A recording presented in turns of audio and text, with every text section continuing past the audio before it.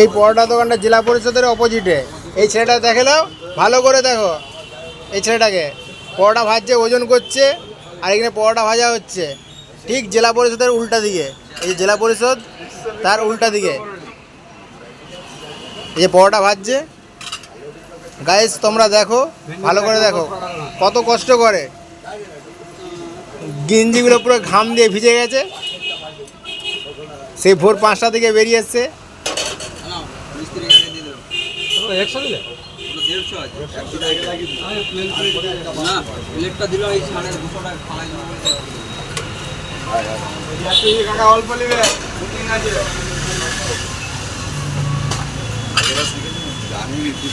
পরোটা আবার ছিঁড়ছে।